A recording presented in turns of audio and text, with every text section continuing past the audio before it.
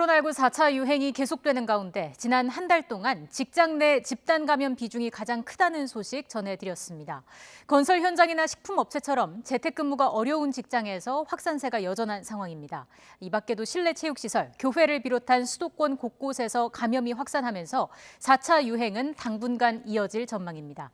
현장에 나가 있는 취재기자 연결합니다. 김혜린 기자.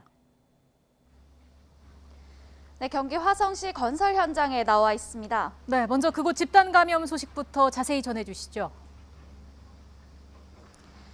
네, 이곳 건설 현장은 감염이 확산한 이후로 지금은 모두 공사가 중단된 상태인데요. 오전부터 현장 근로자는 거의 찾아볼 수 없는 모습입니다.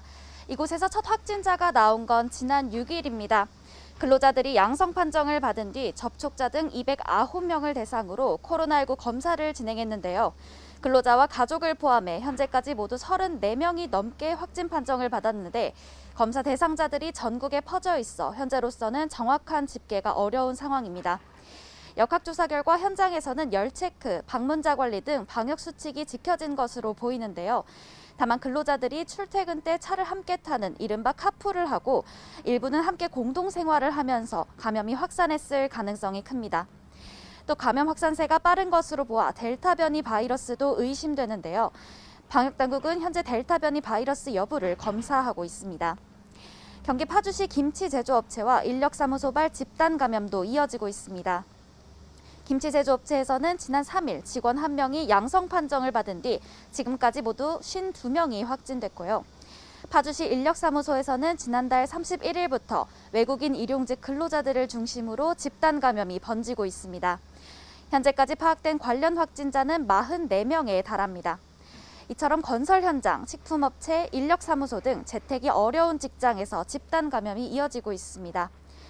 YTN이 최근 한 달 동안 서울 시내 감염 사례를 분석한 결과 집단 감염 발병지 1위는 직장이었습니다.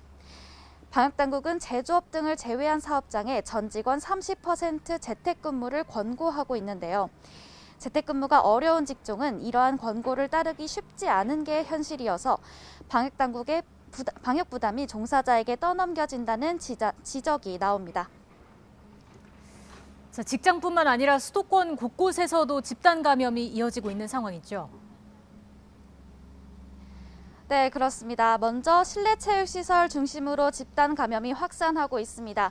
서울 서대문구 체육학원에서는 지난 4일 첫 확진자가 나왔습니다. 원생, 종사자, 가족, 지인 등이 양성 판정을 받으면서 누적 확진자는 28명으로 늘었습니다. 지난 6일 첫 확진자가 나온 서울 강남구 실내 체육시설 관련 누적 확진자는 18명입니다. 경기 양주시 헬스장에서 어학원으로 이어진 집단 감염 관련 확진자는 119명에 달합니다.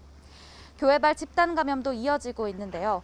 서울 서초구 종교시설 관련 확진자는 24명, 경기 용인시 교회 확진자는 16명으로 집계됐습니다. 노량진 수산시장에서도 석 달 만에 집단 감염이 다시 발생했는데요. 지난 3일 종사자 1명이 첫 확진 판정을 받은 뒤 종사자와 가족을 포함해 지금까지 모두 29명이 감염됐습니다.